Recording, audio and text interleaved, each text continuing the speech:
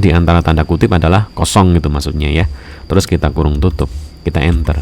Kalau kita copy ke bawah, nah ini yang tidak ada transaksi ini kosong, tapi formula ini tetap ada. Nah nanti misalkan ada transaksi baru ya, misalkan beli printer seharga 2.500.000 ya, maka otomatis saldo juga berkurang dan muncul saldonya di sini ya.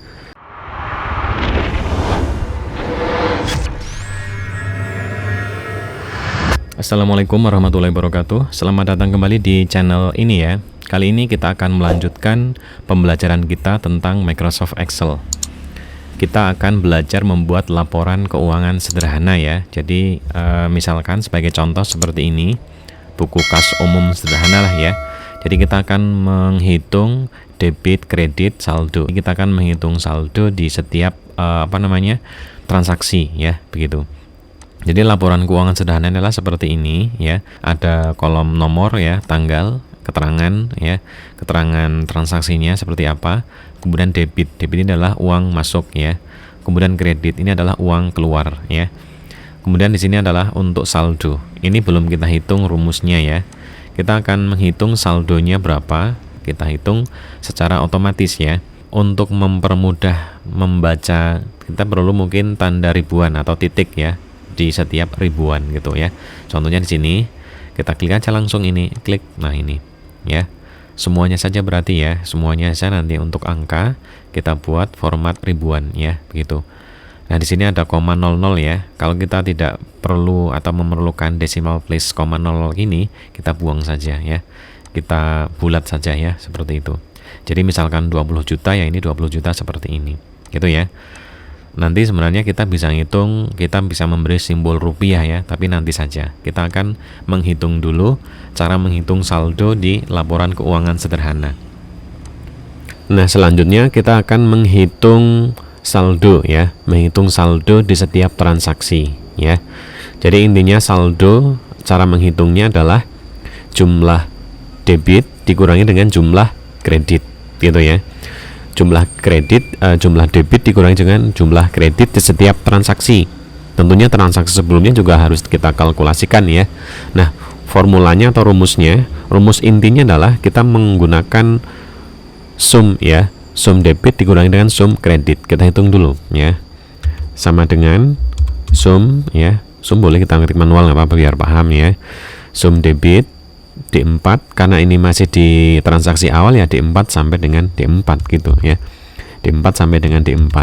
Nah, supaya nanti bisa kita copy ke bawah dan D4 yang pertama sebagai awal itu tetap berhenti di situ, terkunci ya, maka kita beri absolut atau simbol dolar ya di depan nama baris, supaya nanti barisnya terkunci di baris keempat. Sedangkan yang belakang ini D4 yang belakang, karena ini tidak dikunci, nanti kalau kita copy ke bawah formulanya maka akan berubah jadi D5, D6 dan seterusnya ya.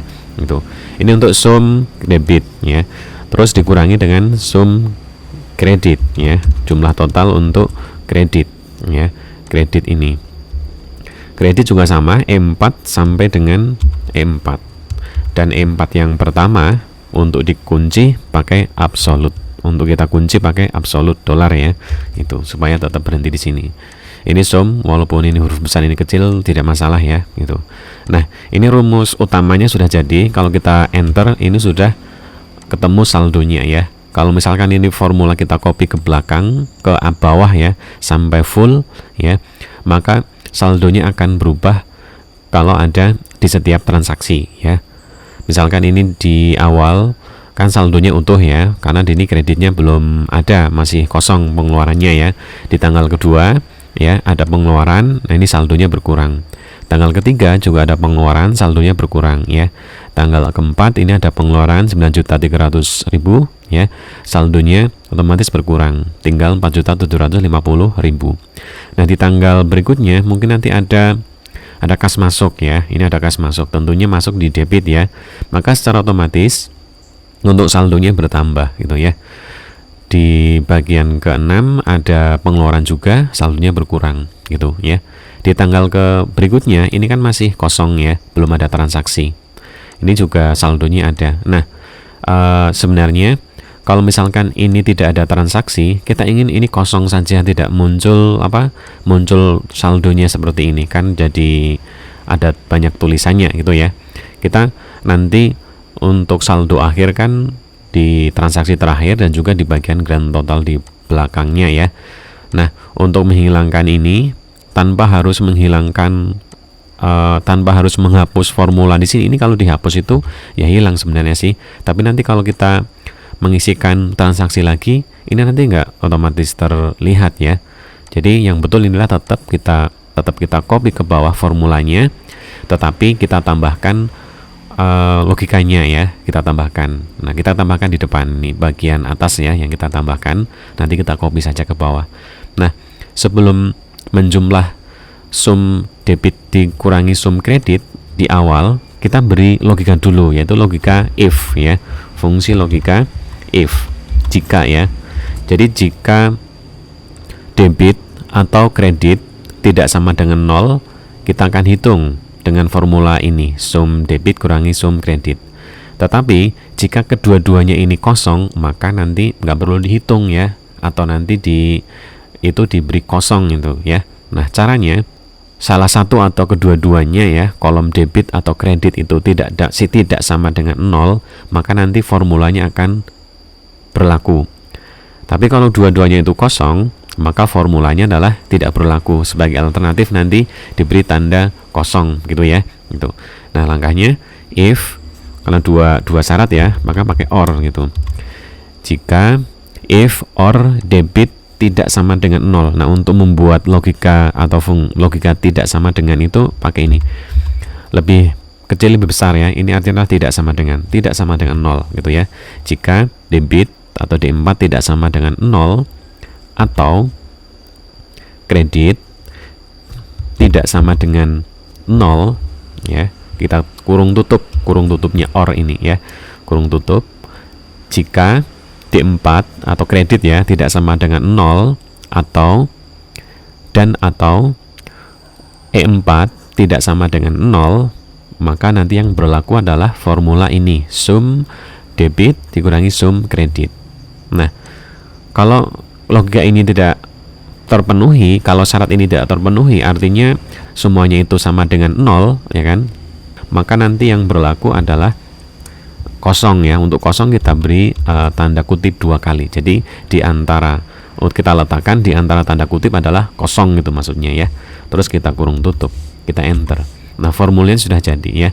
Kalau kita copy ke bawah, nah ini yang tidak ada transaksi ini kosong, tapi formula ini tetap ada. Ini kalau kita lihat di function bar di atas, ini tetap ada formulanya. Nah, nanti misalkan ada transaksi baru, misalkan beli printer seharga 2.500.000 ya, maka otomatis saldo juga berkurang dan muncul saldonya di sini ya. Nanti kalau di bawahnya kok ada transaksi lagi ya, entah apa itu ya, nanti akan berkurang saldonya. Kalau itu kredit ya, ada pengeluaran lagi misalkan 500.000, otomatis saldonya berkurang. Atau nanti misalkan di bawah kok ada debit atau uang masuk lagi, berapa itu, misalkan ada uang masuk 10 juta ya, maka otomatis saldonya juga bertambah begitu ya. Kalau yang tidak ada transaksi di sini tetap kosong begitu. Nah, seperti itu untuk cara menghitung saldo. Terus bagian bawah di sini kita akan menghitung grand totalnya ya. Grand total itu gampang ya. Jumlah debit, kalau ini adalah jumlah kredit, kalau ini adalah saldo akhir. Cara menghitungnya gampang. Kita menggunakan sum juga boleh ya. Itu manual juga boleh ya. Kalau mau pakai yang di atas di formula sini juga boleh. Mau pakai formula saja ya untuk latihan. Untuk sum boleh kita hitung pakai formula ini. Ada sum ya. Kalau belum pas areanya kita full ya. Jadi ini harus full ya, dari atas sampai dengan tabel terakhir ya, sampai dengan baris terakhir dari tabel ini. Biar nanti kalau ada transaksi lagi di tempat yang masih kosong tetap kehitung gitu. Yang sebelahnya kredit kan sama ya, sum boleh kita copy gitu. Copy rumus dari sum debit ya. Terus untuk saldo ya, untuk saldo debit dikurangi dengan kredit, manual ini, perhitungan manual ya. Nah, untuk saldo akhir di sini ya, ini perhitungan biasa saja ya. Debit dikurangi minus ya. kredit, enter, maka sudah ketemu ya. Nah, untuk apa? Untuk grand total di bagian saldo akhir ini harus sama dengan saldo akhir di transaksi terakhir ya. Ini harus sama ya.